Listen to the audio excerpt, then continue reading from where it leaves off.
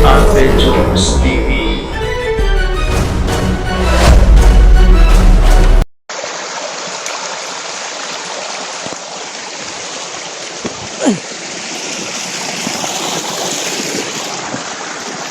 So yun tol, patuloy na tayo no, sa paglalakbay mga tol no. Madaling araw pa tayo naglalakbay mga tol. Ngayon lang tayo nakagun ka mga tol no, kasi ano, hindi naman masyado makita kasi yung ano natin sa paglalakbay, kasi madilim pa kanina, madaling araw sa paglalakbay natin, at saka baka may makakita ng liwanag ng cellphone natin, kaya hindi naman tayo nakapag-uncam. So ngayon lang tayo nakapag-uncam mga tol. So ayan, patuloy tayo mga tol. Malayo na rin yung nilakbay natin, at malapit na rin tayo doon sa kung saan natin tatagpuin si ano no, si Bro Ren, kasi doon yun yung sinabi ko sa kanya, binigay ko na mensahe sa kanya na ano, kung saan kami magkikita mga tol.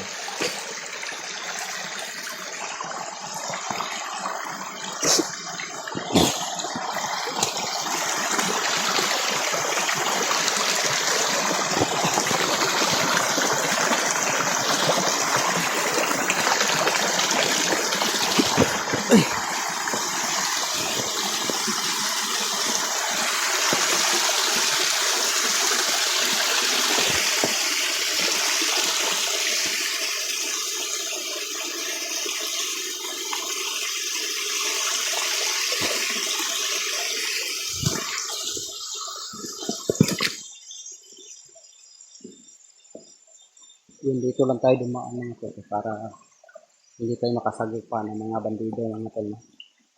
Kasi kapag sana tayo daraan mga tol, ay panigurado may mga nag-aabang, kasi katagal-tagal nating pasok labas dito sa kabundukan na to noon, ay dito sa mga rento, sa mga lugot-lugot ay hindi o wala masyadong mga nagbabantay ng mga bandido, kaya naisipan ko na dito dumaan para makaiwas tayo at makadali tayo makapunta sa ano location kung saan kami ni Bro Prince magtatagpo mga tol. So ayun, sarap maligo mga tol, kaso nga lang ay ano, hindi masyadong malinaw yung tubig ko ngayon, dahil sa ano, may umulan kasi kagabi mga tol no.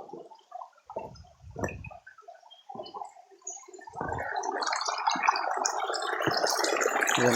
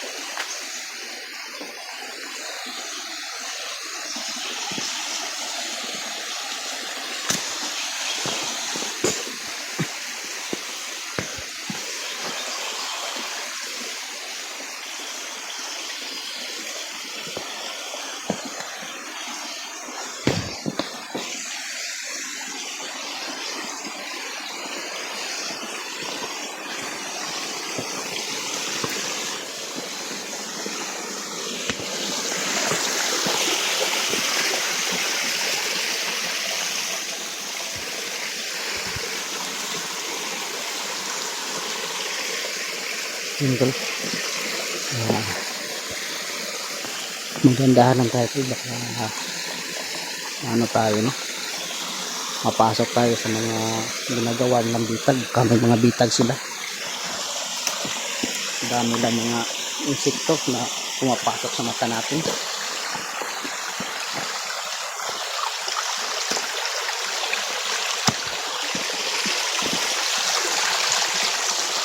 Wala kasi tayo ano tawag dyan pang-protect sa mata yung goggles.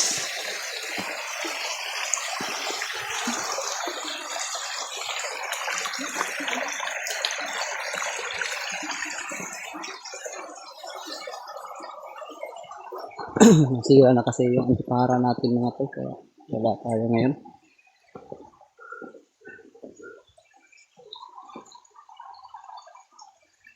Isa kasi itong mga insekto sa nakaka-distract sa pagmamasid-masid natin mga tol.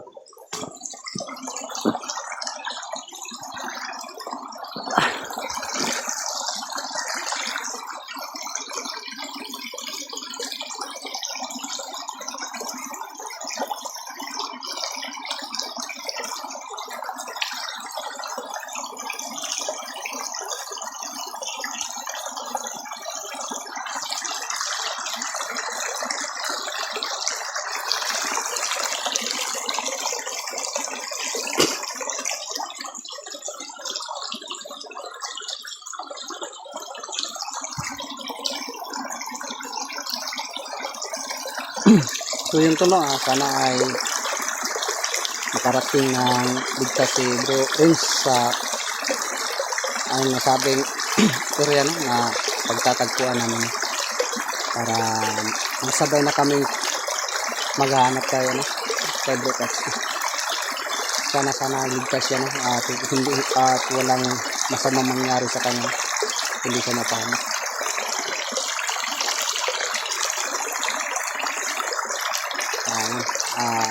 Wala pa naman tayong nararamdamang kakaiba mga tol, kaya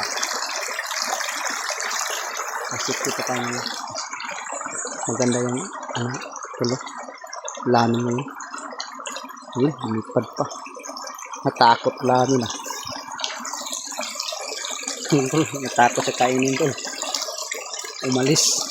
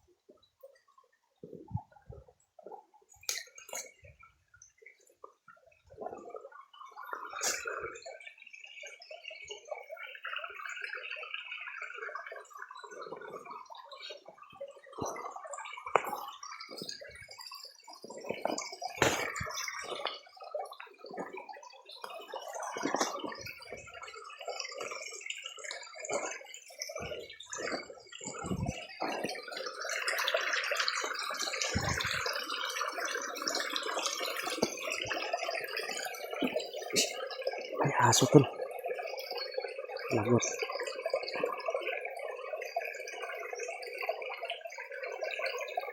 Baka may tao dyan tol. May asong puti mga tol. Ano kaya yun?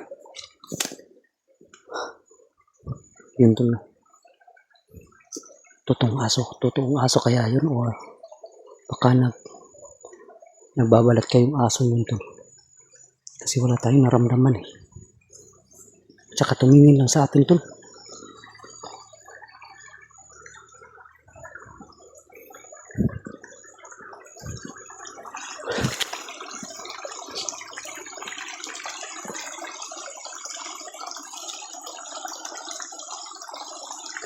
Yung asong puti.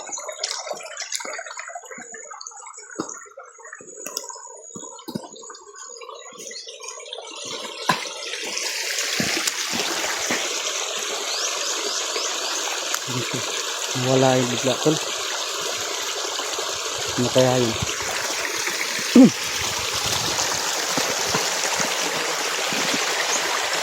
Naku. Kakaibang kadalawalaghan naman to mga tol, no? Baka hindi lang bandido yung nasasagupa natin dito. Kasi nasa tuktok, nasa bulukan na tayo. May nakita tayong puro puting aso. At saka biglang nawala. Tumingin lang sa atin mga tol. Di ba dapat pag makita ng tao ang yung totoong aso mga tol ay tumatahol yan kagad kasi natatakot yan. Pero yun ay tingtingnan lang tayo tol.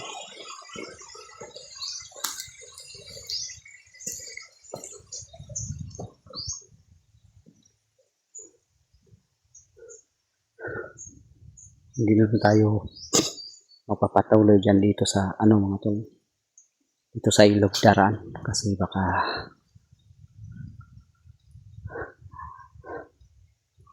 may masagupa tayong hindi ka nais dyan. Tsaka malapit na rin dito yung masabing tagpuan namin, no? Yung sinabi ko sa kanya, chinat ko kay Bro Renz.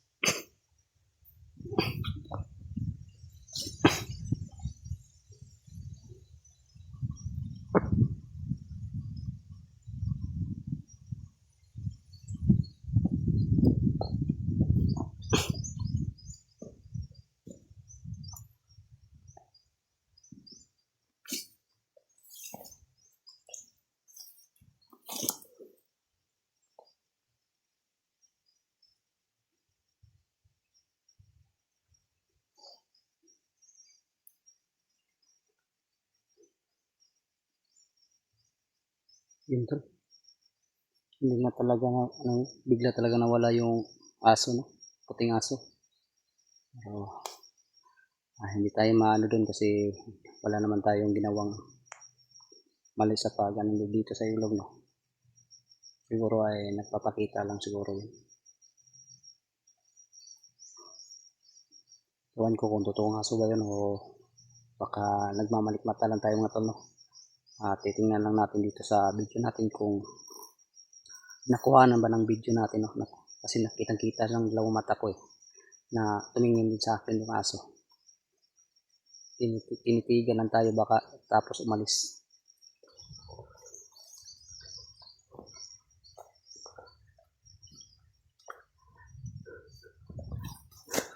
Diyan sa bandang itaas mga tol, yun na yung sinabi ko sa kay Bro Renz kasi malapit na ito dun sa sa isinat ko sa kanya na location. At alam na ni Bro Renz yung kung saan area yung isinat ko sa kanya. Baka siguro ay nandyan na siguro si Bro Renz or kaya papunta na rin dyan. Kung tayo yung mauna dito mga tol ay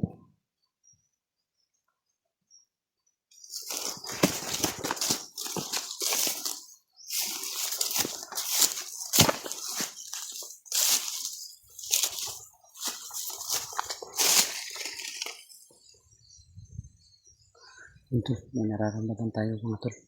Tsaka may narinig tayong putok. Pero isang putok lang yung narinig natin. Ang banda yun.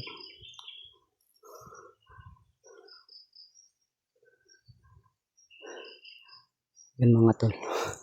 Kung natatandaan nyo pa itong area to ay nakadaan na tayo dito sa area to mga tol. Ilang beses na nating dadaanan tong area to. At ilang beses na rin itong nakuha na ng video natin. So yung mga nakakaalala dito sa area to, yun, malapit na tayo sa Mount Litay mga tol, no? Nandito na tayo sa kalooban ng Mount Litay. At dito kami magkikita ni Bro Renz.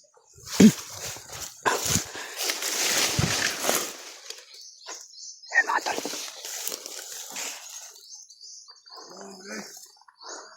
Sinasabi ko lang nga ba, ito yung nararamdaman ko mga tol. Ayan o.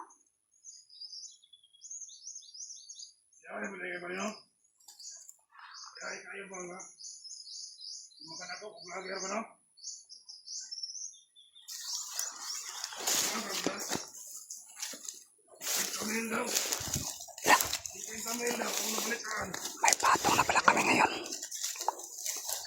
50 kyaw daw mga tol. Patong sa amin pag makakulit nila kami.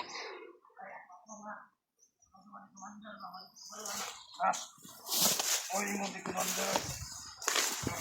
Makada ko vlog nga kauban na to dito sa biya. Ada si Peteril. Grabe, kada usa kana. Sa vlogger mo na po na si Peteril na pa kong solo. Oy. Wala ka gani ay. Wala ako makada ko tagduha. Ay, kita. Tapos na yun, gatas.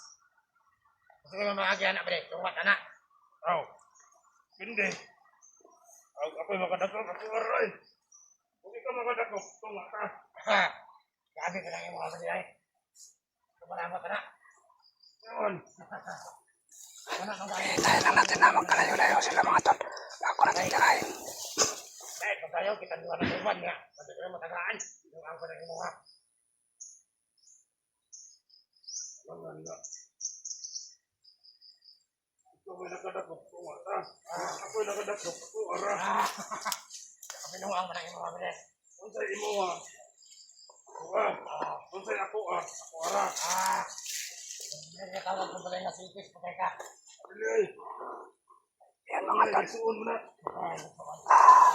Sasubukan natin gamitin yung tinuro na Tatay Ermitan niyo sa atin.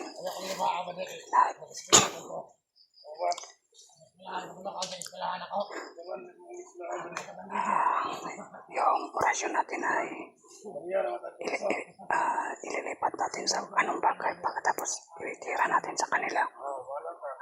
Kaya noong kung naalala niyo pa mga tol, yung ginamit ni Tatang Ermitan yung tungkod niya na tinira tayo ng orasyon noon. Yan itinuro na ni Tatang Ermitan niyo sa atin. Kaya ilang beses ko nang sinubukan na nag-encounter kami ni Tatang Ermitan na yung nagpa-practice kami. Ayan, nakuha ko lang. Gagamitin natin dito sa ano natin. Dala-dala natin ano no. Puslan. Patawag. Oy, kay sulpot. Ay, yung mga tol bumalik. Anong daan mo pagkakataon layo ang kaya dito biyan. Ako tol, malayo daw sa lihat.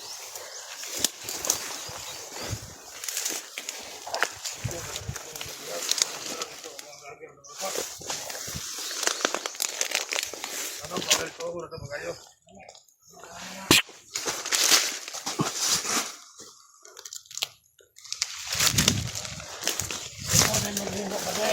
Ay. Ano mga tinuod? Oo.